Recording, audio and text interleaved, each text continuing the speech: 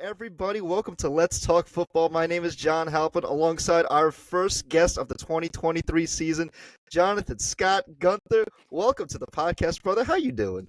I'm hanging out, man. Thanks for having me. Really appreciate it. This is going to be fun.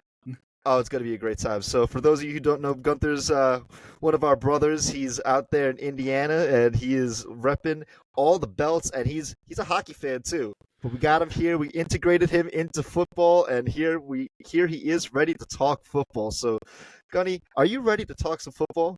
Dude, I am so ready to talk some football. Let's get this going, man. Let's do it. Let's get it going, baby. Let's get it going. So let's start with a recap of last week on Week 5, starting with the Thursday night game. The Chicago Bears getting it done over the Washington Commanders 40-20. Justin Fields having an absolute monster day. Is there any hope for Chicago, Gunny? Do you think there's any hope for Chicago? As personally, I think they're gonna. They're definitely not playoff worthy. They're not gonna, they're not gonna make that postseason. But they have the chance to at least get one or two wins out of the, out of the season. But I don't think it's going to be a plus 500 season, in my opinion. No. Sometimes you just have to look for growth in young players, and that's really what's going to make or break your year. Sometimes playoffs are not your expectation, but growth among players is the expectation. So. Right. Let's move on to Sunday during the day, Sunday morning, where it was the Jacksonville Jaguars against the Buffalo Bills. Jacksonville Jaguars getting it done 25-20. Ooh, that was a great game to watch. That was a absolutely amazing game to watch. Just, watching it and to be fair, kudos to the crowd that was there. They had a really good experience, and you could really hear them. They were getting into it. What a heartbreaker for Buffalo, man. Like, they really tried, at the end of the game. Like, it wasn't close enough to where you're nail biting action, but they really gave it a good shot. Josh Allen is still, he's a player. He indeed is a player. He is that guy, man. He is something special, and so is Trevor Lawrence.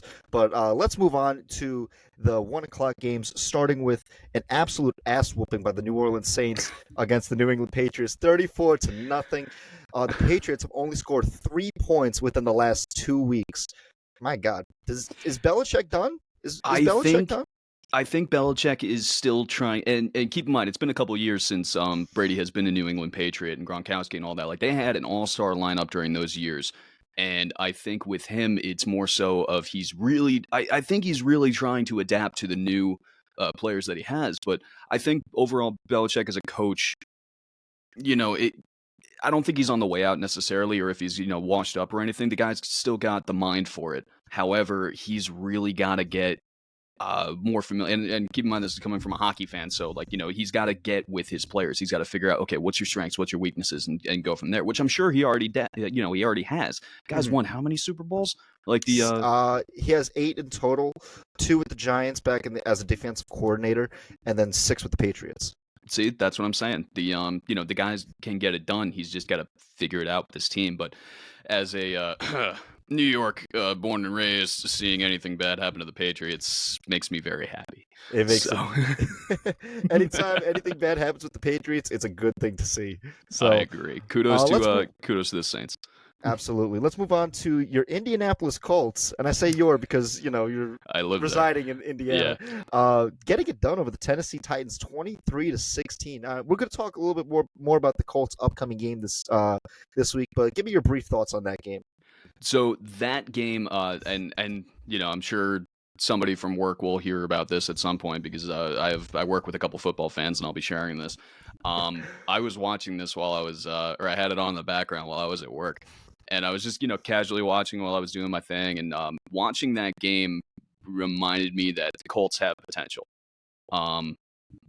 Granted.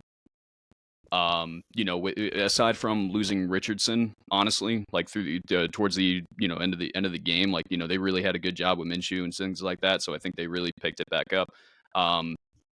Moss, holy hell, had a hell of a game. Oh yeah, 2 touchdowns, 165 yards. The guy, he was the go-to guy, and it kind of now you know me. I've always said, why do people just run right up the middle, and 9 out of 10 times they really just don't get anywhere if they get minimal yardage. Moss said, I heard you, and proceeded to go right up through the middle on the left and just take it in for a touchdown. 50 some odd yards. I think what was it, 53 yards, something like that. Like that was crazy. And I'm sitting there, I was like, okay, I know nothing. I'll sit back in my chair. I appreciate you. So You know a lot more than you give yourself credit for, my dude. That's an impressive analysis there. And then we're gonna dive more into the Colts for their upcoming game against the Jaguars this week. But great analysis there, my brother. thank you. So let's move on to my Baltimore Ravens, absolutely shitting the bed against the fucking Pittsburgh Steelers, 17-10. 7 drop passes by our wide receivers. Now I'll be honest. As a Ravens fan, I'm gonna be straight up. We did not deserve to win that game. We just did not. We did not play well. Our fundamentals were off.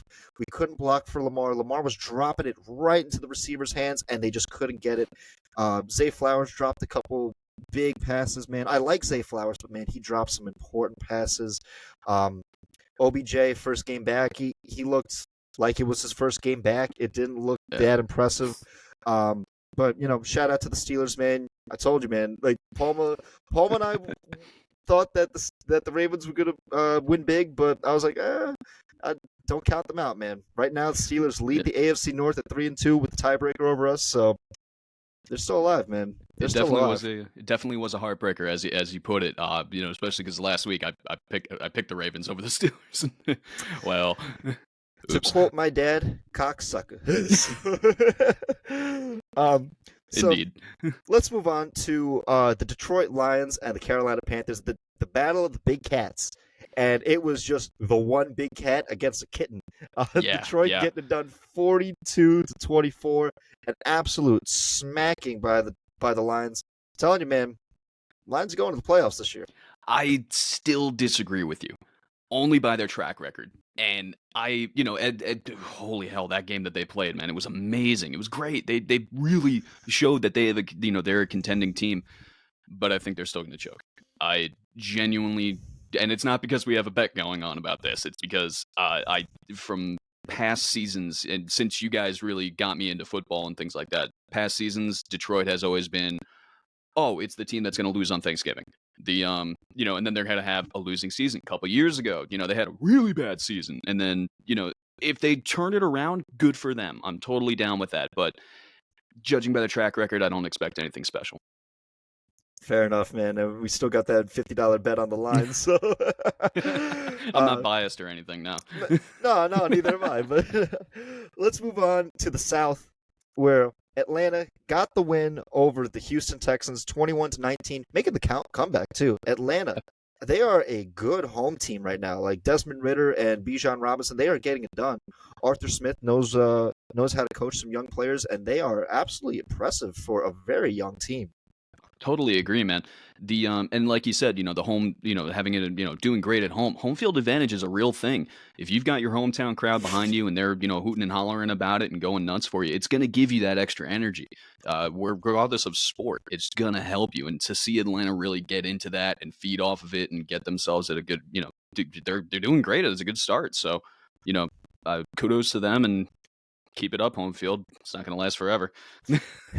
Fun fact, Desmond Ridder, the quarterback for the Atlanta Falcons, he has not lost a home game since his junior year of high school. Wow. That is impressive.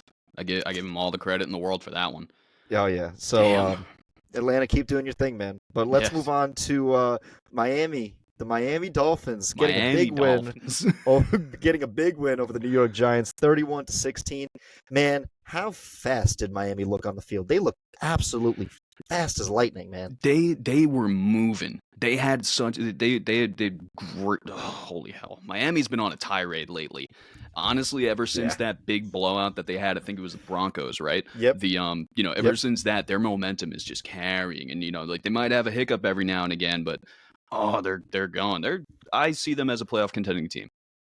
They could even be a Super Bowl contending team if they play their cards right. But there's some good things in Miami, and I know Palma and I, we've talked about Miami before, and I'm sure we will talk about them as the season goes down the road. Let's move on to Arizona and Cincinnati. The Bengals looking back to form. Joe Burrow with 3 touchdowns in a win, 34-20 in Arizona. Oh my God, Joe Burrow getting it done, looking good with Jamar Chase. Woo. Are the Bengals back? I wouldn't go that far. Because while one game can totally change the outcome of a season when it comes to the momentum, especially at the beginning points of this season so far, we still got weeks ahead of us. Oh And yeah. but I think momentum wise, absolutely, they could do it. But again, Burrow in the previous games of this season, maybe they'll be back. It's a definite maybe. It's a good stepping stone in the right direction for the Bengals. Mhm. But as we say in my country, fuck the Bengals. I agree. Fuck the Bengals. Yeah. The So I want to move on to the Los Angeles Rams and the Philadelphia Eagles, and an actually pretty good game. Philly moves to 5-0, beating the Rams 23-14. But I got to say, Matt Stafford and the Rams, they look good. They do look good. We didn't expect them to win, but that's okay. They look competitive, and I think it's a very impressive stepping stone to what they were last year, where Matt Stafford got hurt and the Rams, they looked absolutely miserable as a team. But they look very competitive. They look ferocious. Shout out to a rookie wide receiver, number 17, Puka Nakua. He's a rookie, and he just can't stop catching footballs, man. And shout out to Cooper Kupp. First game back from injury. It's great to see him on the field again. Yeah, man, 100%. And the key word that you said was competitive. They really looked competitive. Eagles have been on a tirade, 5-0 this season. They still got, granted, everybody's got a long way to go, but they're really showing, hey, we're going to do it this year, with or without your help, and they're just going to trample over everybody. But like you said, LA looked really good, competitive on the field. It wasn't a blowout, which is good. No, yeah. No, it was a solid game for the Rams and a great win for the Eagles. Let's move on to the New York Jets getting a win over the Denver Broncos. Solid win for the Jets. They had a heartbreaking loss last week against Kansas City, but Breece Hall, Zach Wilson, Garrett Wilson, they all look good. And I think that for them, this was a good game to show that what the Jets are capable of when they're clicking on all cylinders. Now, granted, the Broncos are a very helpless team at the moment. They are looking really sorry, and Palma and I will probably get into them at some point in the season to really explain why they are struggling this bad. But good win for the Jets. Yeah, great win for the Jets. Broncos can't catch a break, dude. It's like those guys are having such a rough start, and whether it's somebody, like they're getting their defense red, and by that I mean like they just can't get anything. They just can't get any forward momentum. I feel like if they if they do find some string, it's going to get stamped out in a minute. They're just not having any luck. Yeah, they're just not having any luck with Russell Wilson and Sean Payton at that combo. So there's a lot to unpack with the Broncos, but that's for a later point in time. Right. So let's move on to Kansas City Chiefs getting the win over the Minnesota Vikings, 27-20. We expected the Chiefs to win, but it was a very costly game for the Vikings, who moved to 1-4 on the season. They lose Justin Jefferson for a hamstring injury. He's going to be out for at least a month. So, and that's big. He is one of the best receivers in the league, and I would expect Jordan Addison, their rookie wide receiver, to start getting more looks, as well as KJ Osborne to get some more looks as well. But Chiefs are gaining momentum, and they have some good games ahead of them. But man, my sympathy goes out to the Vikings and Vikings fans right now. Yeah, that is a big loss. It's a very big loss when it comes to it. He's a key player. So that's going to hit a little bit. I'm surprised that there was. Did you see there were a giant cluster of Swifties in that crowd, and I thought it was the most entertaining thing, because you have a whole group of people who have never watched football, but they saw Taylor Swift on television, and now they have fans. They've got Swifties in their audience. Go down Kelsey, but holy hell. Oh man, the Swiftie train is riding high with Kansas City right now, but hey, it makes for very entertaining football. I will say that. So it is something. It is something. Absolutely. Let's move on to the Sunday night primetime game. The Dallas Cowboys and the San Francisco 49ers. The Niners absolutely blowing out the Cowboys 42-10. Man, the Niners look like the best team in the league right now. They really do. up until this point, they just kept running the ball with McCaffrey. They just kept running it. And I think that on this game in particular, Kyle Shanahan, the head coach of the 49ers, looked and said, no, we're going to show that we can throw the ball too. Brock Right. Purdy with, what was it, 4 touchdowns? Oh, it Yeah. was no interceptions, 3 interceptions for Dak Prescott, man. The Niners look like the most well-rounded team offensively, defensively, and Brock Purdy just can't stop winning, man. He just can't stop winning. And it's a good problem to have. Yeah. Still checking to see if y'all them boys, but that's just me. Brian Smith. Brian Smith. The Dallas, the 49ers, like you were saying, they've been on a mission, and they're really going. And Purdy is going to accomplish that mission. And whether or not they go exactly how I think the Lions are going to go, where they're going to have a great season, and then right before the playoffs, just kind of drop the ball. But they can absolutely have that. You could see them as Super Bowl contenders. Absolutely, and that's why Palma and I, we actually picked them as our NFC champions to be in the Super Bowl this year. They just look really good. I will say this, though, just on a quick side note, Brock Purdy, at this point in time, he reminds me of a young Tom Brady. A Tom Brady in 2000, I think it was, the 2001 season, like his first year coming off the bench, where it's basically he has a great defensive team around him. And he has enough offensive talent to ride him to a Super Bowl, and it's not like he's playing on an MVP level. Granted, that game in particular, it looked like an MVP caliber performance, but he is the cog that just keeps on spinning, that keeps the team moving, that just keeps the gears turning, and it looks like he is a part of a great system that is just tailor-made for him. And that's why, to me, it reminds me like the early Tom Brady Patriots teams. Yeah. But that's just me. No, that's a good comparison, especially if you look back and you see how Brady got all of his stuff done. I mean, granted, refs, but you didn't hear me see that. All we have to worry about for San Fran is that they never meet the Giants in the Super Bowl. Because if he's going the same route as Tom Brady, which it's not necessarily a direct mirror comparison, but it is a valid comparison to make towards him. And I feel like as long as they don't have the Giants waiting for him on the other end, you're good. But lucky for them, both the Giants and the Niners are in the NFC, so they can't both be in the Super Bowl. But but they could see each other. Buffalo. Yeah, I mean, ooh, that'd be something. You know me. I've been trying to get behind Buffalo, even though they've had it kind of rough. But I believe, man. I believe in them. So let's move on to the last game of this past week, the Green Bay Packers and the Las Vegas Raiders. Las Vegas Raiders with an upset, 17-13, 3 interceptions for Jordan Love. Man, I got to say it was a solid game for the Raiders. They just kept running the ball, and it just kept working. Yeah, very Forrest Gump adage. I'm just going to keep running, and it worked. Green Bay was having a really tough time. We were watching that on Monday night, and they just weren't. They didn't show up. They didn't. Yeah. They tried to throw a little bit. They tried to jab them a little bit and things like that, but it just wasn't working. It just was not working. Maybe next week. Great win for the Raiders. Bad loss for the Packers. Yeah. So with that concludes our Week 5 wrap up. We had some excellent games this past week, and we have some excellent games coming this week. But we want to talk about 2 games in particular. And the first game is actually the Indianapolis Colts and the Jacksonville Jaguars. Now, there's a lot of reasons to talk about this game. Primarily, Gunny, you are from Indiana, so you know people that are Colts fans. Yes, I do. And we're all sorry for him.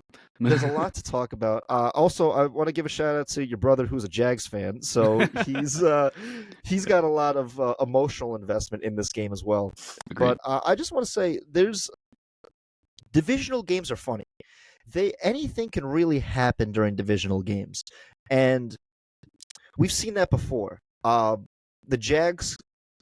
Colts and the Jags played Week 1. The Colts played pretty well. It was a 31-21 outcome in favor of the Jags. Trevor Lawrence made a comeback, but the Colts had the lead. The Colts can score points.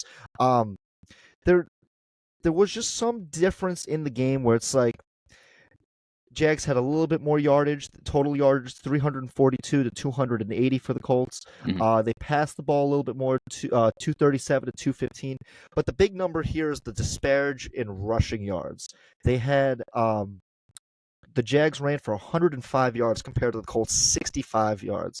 And when you run the ball, typically you're eating up clock. You're controlling the game. You're not allowing the other team's offense to get onto the field. Mhm. Um, the Colts' leading rusher in that game was actually Anthony Richardson, who ran 10 times for 40 yards. And their second leading rusher was Deion Jackson, Mhm. a name that I don't think any of us have ever heard of, Yeah, I nor never will we heard of ever. But him. he ran for 13 times for 14 yards. So they didn't really find the running game now. And I think that for this game in particular, the big X factor is Zach Moss. Yeah. He did not see a snap week 1. He's going to be present this game for week 6. Yeah, Colts are going to want to come back with a vengeance on this one because, like you were saying, how in the first game, they were scoring points, but anybody can score points within reason. It's a matter of keeping the lead and keeping that pressure on. You don't have to pile on, points as much as, let's say Miami when they were, absolutely destroying the Broncos. They were just kind of piling on points. That's one way of doing it. They should have got the record, but that's a different story. I think the Colts are going to come back, and you're right. That X factor is Moss. He just had a wonderful game, great performance, over 160 yards of running. Like he did a great job, and because the Jags are coming off that was a 2-game stretch in London, they won both games. I think with that they're going to keep that momentum going, but the Colts are looking for retribution. So I think it's going to be a hungry game. I don't see it being a high-scoring game, but I think that it's going to be close. I think it's going to be a close game too. I think it's probably going to be a one possession type of game. Excuse me. I think the Jags did something a little similar as the Colts, where they found their running game. They Mm. really found that balance in their offense, because last week against the Bills, Travis Etienne ran for, was it 135 yards and 2 touchdowns as well. So both of their respective running backs ran big Mhm. this past week. Will both of them repeat the same performance? Probably not. But it's that balance, finding that balance. It's running the ball so that you open up the pass game. You open up the passing lanes. Take advantage of the one-on-one matchups with Calvin Ridley and the cornerback for the Colts. You got to really run the ball in order to open up your offense. And that's typically what we've been seeing a lot through various teams this year in particular. A lot of teams are starting to run the ball more, and I love to see it. You love to see running backs actually start getting noticed and getting recognized for Yeah. various different teams. And it's because I think a lot of people really undervalue running backs in general, but this game is really going to be decided by who runs the ball more effectively and who controls time of possession a lot more. Um, I will say this as well. Obviously, the big elephant in the room: no Anthony Richardson this game. That's gonna also be that fire. Now with with Min, he was doing great in that second part of the game. Like, and it might have been not necessarily the second half. That was the where he introed. Like he came in late in the game and he still had a good showing. Worked great with Moss. The chemistry was there. He, if he can keep that momentum, he's good. And they're gonna have that competitive game. But if he, for lack of a better phrase, if he shits the bed, Jacksonville's going to say, "Oh, word, he's weak. Let's take him," and they're gonna look for blood. Oh yeah. Jacksonville's defense is pretty impressive, I will say. They can really sack the quarterback, and they can really get after their opponent. Shout out to one of the Jacksonville Jaguars edge rusher, Josh Allen. He absolutely made life a living hell for quarterback Josh Allen last week. Yeah, it was funny to see that. Josh Allen versus Josh Allen, and it's but he's impressive, man. He's probably the leader of that defense, man. He just he is relentless, Mhm. and I think coming into week 5, he was tied for the most sacks with T.J. Watt and Khalil Mack. So I think T.J. Watt separated because he got 2 sacks on Lamar last week, so T.J. Watt is now the sack leader. But I got to say, Josh Allen, he's right there, man. He's up there with like some of the best pass rushers in the league. I just want to get back to Richardson real quick. I just want to say he's going to be out for at least a month. According to CBS Sports, he was diagnosed with a grade 3 AC joint sprain in his knee. So he is probably going to miss a month. But what concerns me is that this is his third injury in 5 weeks. It seems that he's just not the durable player that he needs to be. And it sucks because it's like you never wish injury upon any player, right? No. But you want to see them on the field, and it's like, man, can you just stay healthy, man? Yeah, that is the big one, and it's going to be that factor. Now, you said about a month, so that's 4, potentially 5 games that he's going to miss. So the Colts really got to step it up and, get the job done. But I think and 3 times in 5 weeks, that is really bad.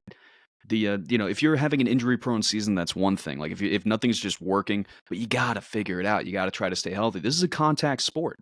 Injuries are going to happen, but on that frequency, like that level of frequency, that's with that, it's really going to hinder not just your body but your team. If you can't stay healthy, man, sit out. Like it's like it sucks too because he's a rookie. And this is his first year in the NFL. He's 21 years old. He's a kid. And it's like the more injured you get early on in your career, the more long-term effects that's going to have for you, not only on the field for the rest of your career, but in your life as well. Right. If you get injured with like a car wreck to your knee, that's going to affect your knees. So yeah, been there. You've been there too. And exactly that. Having that youth is your best weapon, and having knees that work, number one, is their best weapon. So if you're having an AC tear, keep in mind, you might be able to play, but you're not going to be 100% after 4 weeks. And that's just running it. Now, they have very invasive surgeries. You can you can get in there with making 2 incisions and getting it done. Little doctor side note. But you can get it squared away and be back running. Maybe not, full speed, but you can do that in about 4 or 5 weeks, especially with the level that these guys train at. If he keeps to the rehab schedule, I don't think it's going to have the biggest factor. But in a running and contact sport like this, your knees, your back, and especially as a quarterback, your arm are your biggest deciding factors. So he's still young. I would say let's see what happens when it comes to it. This might just be an off season for him. It very well could be, but I've got to say, I do say I like the vision that the Colts have for their future, especially with their new head coach, Shane Steichen, who was the coordinator for, I believe he was the offensive coordinator for the Eagles for the past couple of years, and he got this head coaching job. So he has a really good idea on how to mold young guys, especially, Anthony Richardson. You have Michael Pittman, who's now getting a lot of targets thrown to him by not only Richardson, but also Gardner Minshew, and obviously Zach Moss as well. These are your primary 3 catalyst offensive weapons.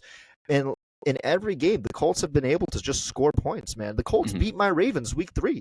Like they came to Baltimore. They beat us. I mean, because they ran the ball and we were just sloppy on fundamentals. It was obviously, a rainy day, but the rain, you can't blame the rain in a professional game. No. The Colts just played better than us. Gardner Minshew got it done. Like, he just got it done. He can win games. That's the thing, is like he's a very reliable backup quarterback. Is he spectacular? No, but he's an above average backup quarterback. He can get it done. So far this season, he's played in all 5 games this year. He has 553 yards, 2 touchdowns, and he was only sacked 5 times. So it's like a sack a game. That's not bad at all. That's practically expected. Do you think, in your opinion, they'll make him a starter? If Richardson can't stay healthy, then yes, he'll be the starter for the season. But after the season, I think he'll just continue to be relegated to the backfield, which is fine, which is completely fine, because there's a place for backup quarterbacks. Yeah. And you can still be a successful backup quarterback. Hell, we've seen a couple win a Super Bowl. But the Super Bowl the expectation for the Colts? No. No. The expectation is to see the young players develop, and so far we've been seeing that through the first 5 weeks of the season. And I gotta say, I like the direction that the Colts are heading in. But this game against the Jags, it's going to be a really tough test for them. They go to Jacksonville. Jacksonville's riding on momentum. They found their balance. But again, it's going to be a running game. Who can run efficiently and who can really control the game. But I'm excited for this game. I think this is going to be a really fun game to watch. Yeah, I very much agree. I am a very big proponent of you can't just rely on one player to get it done. However, Moss really has to reach into his bag of tricks for this one. He's got to, pull up every play that he can think of where it's going. Running up the middle. I mean, he changed my mind about it. I mean, good on him. But like, but it doesn't work every time. Once in a blue moon is great, and you might get a touchdown and some serious yardage after it. But start going to the corners, start taking that extra run. The if it's going to be, and you saying that it's going to be a running game, maybe both teams think that it's going to be a running game, and maybe they're brushing up on their passing game. You never know. Quite possibly, man. I mean, Trevor Lawrence can get it done. He could sling the ball. He's got the weapons for it. He's got Calvin Ridley. He's got so many great weapons around him as well. Evan Ingram, who has been really a reliable tight end for him, opening up the middle of the field, allowing that pass game to kind of not just be reliant on wide receivers on their one-on-one matchup. Evan Ingram has been a great pickup for the Jacksonville Jaguars. I got to say, I like this, and you could be right, where it's like both teams think that this is going to be a running game, and then who knows, maybe they both throw for 300 yards. But I think you know what it is being that it's a divisional game, they played already this year. They know what to expect from one another. They know how each team likes to play. It's like, okay, we saw you the first time. Can you do it again? Yeah, and I think you hit the nail on the head. I think that's going to be that mindset. Can you do it again? Can you do it again? So it's really tough to beat your divisional opponent twice in the same season. Yeah. So who knows? Anything could really happen for that game. But Gunny, let me ask you, do you have any final thoughts on this game? Colts got to pull it out of their ass on this one. They, after getting it done or not getting it done on the first time, both teams have wins. Both teams have, like when it comes into going into this game with momentum, both teams have it. They just got to stay hungry. Like I said, probably going to be a low scoring game. You said it was going to be about a one possession game. I think that's right on there. Hey, let's go Colts. I'm in Indiana now, so. Okay, let's move on to the next game that we wanted to talk about. And now the Colts are probably your team of location because you're there. But you have a soft spot for another different team. Yes, I do. A team that you really like and you want to see succeed. And what team is that, Gunny? That is the Buffalo Bills. Yes. So this Sunday night, the Sunday night primetime game is the New York Giants versus the Buffalo Bills. And definitely want to talk this one because Indiana's your team of location, but Buffalo is probably your team of choice. Yeah. If I'm not mistaken. So, but there's a lot to talk about with this game. Mainly, for me, I want to talk about why the Giants are struggling so much. And I was looking at the stats, and there was just one glaring stat that just stuck out right to me. Now, obviously, Saquon Barkley, he's been injured. He's only played 2 games, so he's not really going to see the field. Matt Breida is the backup running back, and he's going to be getting a lot of the workload. Giants don't really have that many offensive weapons, but this is the stat that really jumped out at me. So Josh Allen and the Bills. Josh Allen has thrown for over 1,400 yards. Let me see. Where is it? Yeah, for over 1,400 yards, 11 touchdowns, 5 interceptions, and he's been sacked 9 times. That's pretty good in the first 5 games of the season, right? Daniel Jones has thrown for 884 yards. Okay, 2 touchdowns, 6 interceptions, and he's been sacked 28 times. they don't have man, they just don't know how to block. And it's heartbreaking because first off, like you were saying, we're 5 games into the season. Having anything in double digits in the negative realm is bad, especially that early on. Now, granted, quarterbacks, they're supposed to have this whole line of people that are supposed to be defending him. You've got everybody and their brother out there to protect you. Giants are just not making that happen. Now, is that a confusion on the play thing? Is that a they can't read the defense type of thing, or like what's happening? I don't think it's they're incompetent of it because they're in the NFL. They're good at their job, kind of. But like if your quarterback is getting sacked 22? 28 times. 28. That's even worse. It's like that's our age. Like yeah. It's just like, dude, I'm not good at math. I'm never going to be good at math. But if I can multiply the weeks by a certain number to get the sack ratio and it's over 20, borderline 30, that's bad. That's really bad. And it's only going to go up, especially if they don't square their shit away and start blocking, start defending, start helping out your quarterback to score points to get you to a winning season, which isn't going to happen. Sorry, Danny, it's just not happening. It's not. And that's the thing, though. It's like 28 sacks so far. Obviously, it's really fucking bad, That's man. Bad. That's terrible. What is it? 5 times 5 is 25. So this dude's getting sacked on average just about 5 times a game. Yeah. That's ridiculous. That's absolutely ridiculous. And there's another big stat right now. Are you familiar with the term turnover differential? For the sake of the argument, let's say no. Okay. So turnover differential is a stat in football where it's however many interceptions you get versus how many interceptions that you give. And that differential. Okay. But it's not just interceptions. It's also fumbles that you recover versus fumbles that you lose. Mm-hmm. So it's all the times that you lose the ball. So the Giants have a -5 turnover differential, where the Bills have a +6 turnover differential. So what that means is the Bills defense has intercepted the ball 8 times and has recovered the ball from a fumble 5 times. Right? The Giants have,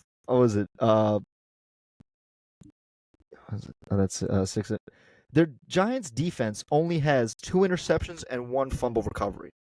They cannot, by any means, force an interception or force a fumble. And the Bills defense, they are primed for this game. Mm-hmm. They are ready for Daniel Jones to just make a mistake because he's bound to at this point. Yeah. And it's partially his fault, it's partially not his fault. There's a lot of blame to go around in the Giants right now. But man, the Bills are licking their lips for this game. Josh Allen may not even need to play because the Bills could probably score 20 points just on defense alone. Probably. And yeah. It's going to be really bad, but man, the Giants, they are...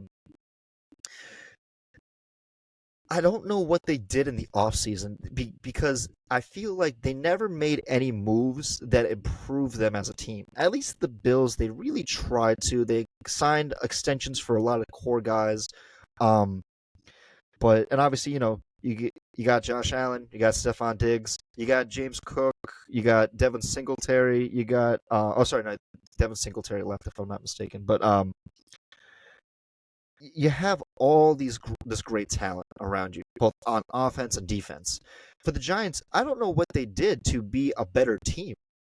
Their offensive line just cannot protect. They never got a better wide receiving core. They got Darren Waller, who's a tight end, who has 200 yards and a touchdown so far this year. And that's pretty bad. It's like off seasons are more important than people really understand. I'll make a quick hockey analysis here. Oh, absolutely. Go for it. A little while ago, I think it was either last season or the season before, the Islanders in the offseason didn't do a damn thing. They didn't bring in anybody. They honestly didn't really lose anybody. But when it came to it, they did nothing, and they came back in that season and shit the bed. The first couple games were absolutely terrible. It was like watching a minor league team play at a professional level and just get completely destroyed. The Giants kind of have the same thing going. You have to cut off the bottom of the barrel. Who's the absolute worst and is not showing any promise? That's the thing. If they're showing promise or showing progression, you might hang on to them for another season. But if they're just absolutely dog shit, get rid of them. Get somebody who's going to be it, whether it's a free agent, a prospect, somebody to help sturdy the foundation. You have to have a good foundation to work with, and the Giants didn't do any of that. And it's showing. If you don't build your foundation, something's going to crack. And as soon as that crack comes in, water's going to seep, and it's going to be absolutely worse. That's what's happened to the Giants right now. They don't stand – honestly, they don't stand a chance against Buffalo. I think it could be a blowout. It very well could be. I got to say, that's a really good analogy with the Islanders a couple years ago with the Giants this year. Again, if you do nothing to better yourself, you're only making yourself worse. Yeah. And that's the thing. You got to have plan B. You got to have plan C. You have to have plan D. Football teams in general are large. They've got a lot of players. They rotate through to make sure everybody stays relatively healthy. Obviously, you have your key players that stay in the vast majority of the times. But outside of that, you don't have anything. There was if I may make another analysis, there was a movie years and years ago called Facing the Giants, oddly enough. And in the finals, the team, the Giants itself, had 4 times the size of the team. Now, of course, it's a movie, so it's an underdog ending. They win the game, all that kind of stuff. Great movie, check it out. When they were looking at it in a side-by-side comparison, the Giants had so much more team. Can I use the word girth? Like, they were a big old team. They had a lot of people. They had a lot of players. They had backups to their backups to their backups. They had an undefeated season in the movie. Of course, this is a story. They had an undefeated season. They were on their way to the state championships. They were going over everybody because they had that. Did they have injured players? Yes, but it's like a row of it's like shark teeth. As soon as one comes out, another one comes in to help, or in this case, eat. Giants just didn't do that. I don't know what was going through their heads when it came to either the front office just not wanting to pick anybody, or maybe their salary cap was, like at there and they just couldn't afford to get anybody, or they had contracts that were there that they couldn't release. I don't know what it is, but they got to change it. They got to change it fast. If they're going to work with what they have to figure it out and how they work it properly. If they don't do that, they're going to have not only a losing season, but they're going to honestly, Giants fans are faithful, but at the same time, I feel like they're going to lose a good core chunk of their audience when it comes to the backup. Yeah, I got to say, being that we're from New York, obviously, you're an Islanders fan, of course. And, yeah. You said before you're New York born and raised, baby. Yep. At this point in time, Giants fans deserve better, man. They really do. And last year was the year that the Giants were looking good, and they looked really good. And I think that they thought they were able to compete at a high level in the NFC. And they're like, you know what? We're good as we are. But you're not, though. That's the thing. The teams that are the best teams in the league always make improvements. They always better themselves. I got to say, I really did like your analogy before. That was spot on, man. Thanks. Yeah, man, you talk some good football, brothers. I'm trying, man. I know you're doing. I gotta make Palma proud. Shout out! Hope you had a great vacation. Yeah, shout out to Chris Palma. We hope you had a wonderful time on vacation. But I gotta say, Giants fans deserve better. Yeah, and the Giants just aren't delivering, and it's unfortunate to see that because it's when New York football is going good, it makes football great to watch. But so far, the Jets and the Giants, they have been absolute tire fires this season. Yeah. And they just can't beat not even the good teams. They can't even beat some of the bad teams either. And so the Giants go into Buffalo, and Buffalo is ready for them. Mm-hmm. They are absolutely ready for them. They are angry that they lost in London, and they are going to have what looks to be a thrashing. Yeah. And obviously, it doesn't help that Saquon's out. Your best player is probably not going to play. And and Daniel Jones is probably going to get sacked a lot. Right. And it seems that this has been, for the majority of his career, this has been what the Giants are with Daniel Jones. But last year was the anomaly. And we thought last year was the new standard. But no, last year was the anomaly. This is who they are. Yeah. And it's sad to say, but Giants fans, my heart goes out to you. You deserve better. It's funny because we have friends that are Giants fans. Shout out to Danny. I'm sorry about your Giants. Your but team also, sucks. After the Seattle Monday night game, my dad, you know my dad very well, Gunny. I do know your dad. He gave up on the Giants. He absolutely gave up on the Giants for the season. Like, he's always like a hopeful, optimistic for them. Mhm. But like, after that game, he was like, We're done. Season's over. And so I was like, damn. I don't blame him. I think you're going to see a lot of that. Folks are going to be counting out the Giants because they're not showing up. They're not doing anything. They're not helping themselves, as you said before. Vaya con Dios. It's over. Rest in peace, my son. Rest in peace. But any final thoughts on this upcoming game? Yeah, let's go Bills. Let's go Bills, man. Sorry, Danny. I love you very much, but let's go Bills. It's coming. Well, Gunny, we have a segment that we like to discuss. It's called "Who You Got." Like, it's making our picks for this upcoming week. So, Gunny, will you join me in making some upcoming picks? I would gladly love to join you for some upcoming picks. Okay, so I also have Chris Palma's picks as well. So three of us were all going to be picking. So the Thursday night game, the Denver Broncos come to Kansas City to play the Chiefs. The Broncos have not beaten the Chiefs since 2016. Do they get their first win of the Chiefs in years? No. Consider the factors on that one, man. Like, consider the season that they're having right now. No, it's done. It's done. Let's go Chiefs. So we're going Chiefs. I'm going Chiefs as well. Palma picked the Chiefs as well. So we're all going Chiefs. Okay, so the Sunday morning game in London, my Baltimore Ravens against the Tennessee Titans. Palma picked the Titans. Gunny, who you got?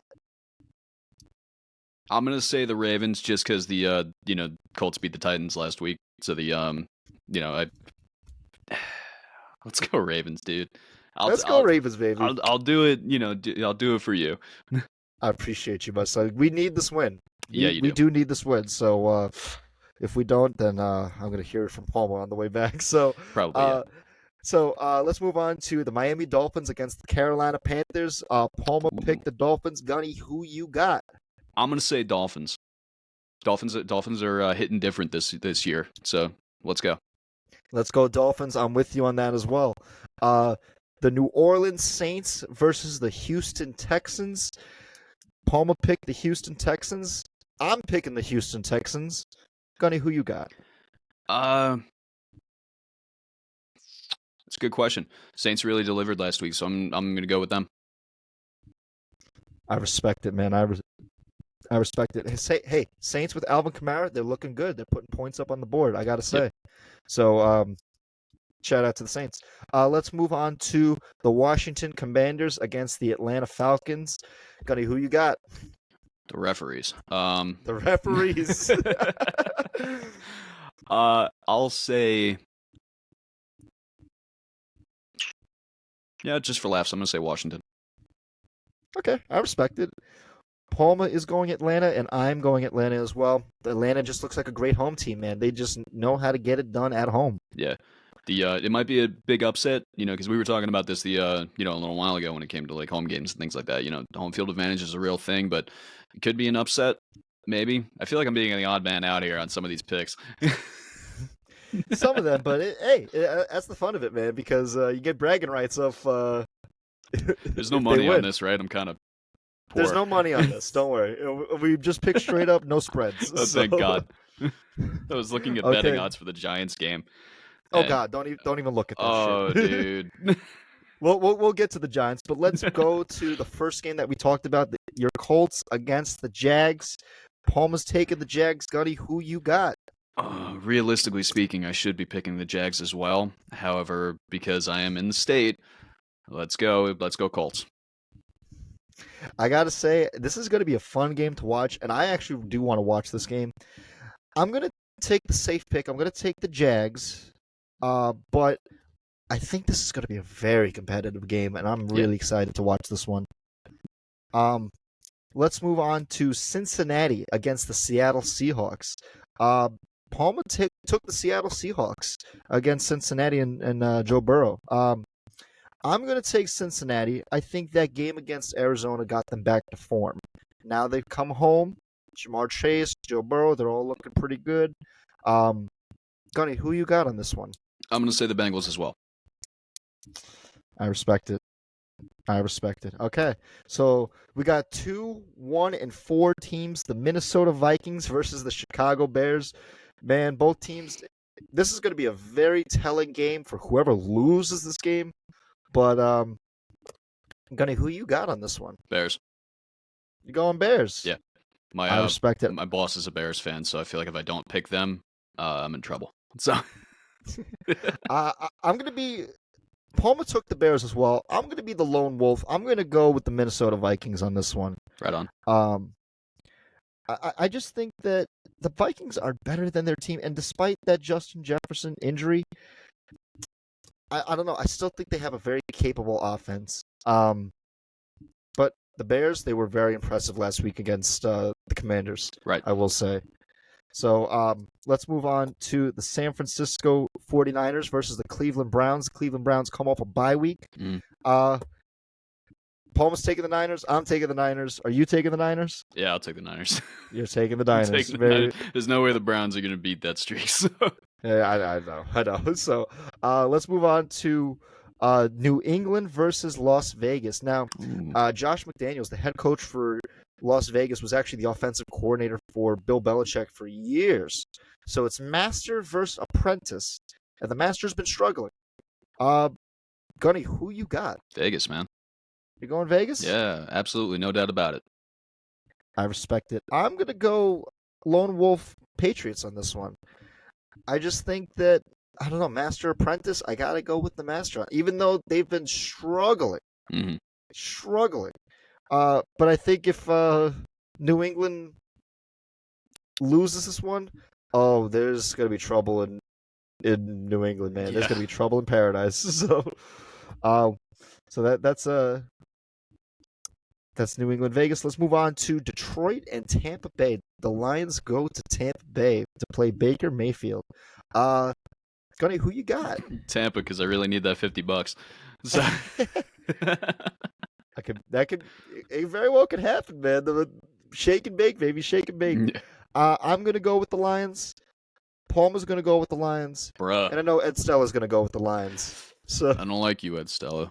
Shout out Ed Stella, we love you, brother. So I'm taking your Lions, Gunny's taking the Bucks. So let's move on to the Arizona Cardinals go to LA to play the Los Angeles Rams. Okay. Who you got? Rams. Rams? I too am going Rams as well.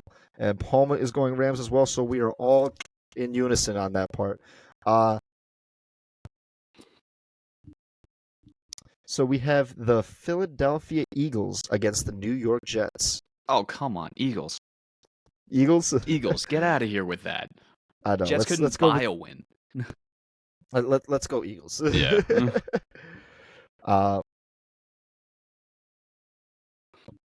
And the Sunday night primetime game, the New York Giants versus the Buffalo Bills. Bills. Who you got? Bills? Bills. Let's go Bills, baby. Let's go Bills. I know you don't want to hear it, but man, it's like the lamb to the slaughter, man. Yeah, it's happening. Now, the Monday night primetime game. This might be the game of the week. The Dallas Cowboys versus the Los Angeles Chargers. Now, the Dallas Cowboys, they came off an embarrassing loss, but they still stay on the West Coast to play the Chargers coming off a bye week. Gunny, who you got? Haven't been paying much attention to the Chargers in general this season. I only have been paying attention to the Cowboys to see who they lose to, and I think that's 2 people. They're 3-2, I think. They are, 3-2. Okay. Yes. And Chargers are 2-2. I'm gonna say the Chargers. Chargers? Yeah. Yep. I'm gonna go Chargers as well, and so is Chris Palma. So that is it. That is our picks for the week. Man, we got some great games to look forward to. So that's it. That's concludes our episode of Week 6. And I just want to say, Gunny, thank you so much for joining me on the podcast. It was a blast to have you on, brother, and you're welcome to come back anytime. I appreciate it, man. Thank you for having me. Thank you, Chris Palma, for going on vacation to give me this opportunity.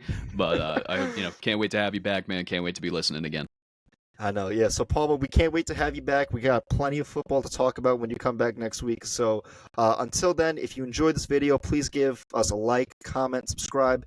And if you wish to be a guest as well, please email Chris Palma and I. Let us know. DM us. We would love to have you on our podcast. We would love to talk football about with you. And we look forward to the rest of this NFL season. So, Gunny, once again, thank you very much. And until then, we'll catch you next week.